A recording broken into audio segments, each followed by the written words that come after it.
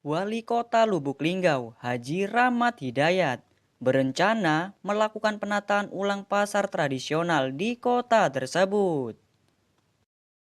Setelah Hari Raya Idul Fitri 1446 Hijriah. Pasar yang akan ditata antara lain Pasar Instruksi Presiden atau Inpres, Pasar Bukit Sulap, Pasar Moneng Sepati, dan Pasar Ikan Simpang Priuk. Tujuan penataan ini adalah untuk membuat pedagang di masing-masing pasar tertata rapi dan terorganisir dengan baik. Rencana penataan pasar akan dilakukan secara bertahap, yaitu dimulai dari Pasar Bukit Sulap sebagai prioritas pertama karena sudah diajukan ke Gubernur Sumatera Selatan melalui bantuan keuangan. Pedagang akan dibuat per klaster untuk memudahkan pengelolaan dan meningkatkan efisiensi.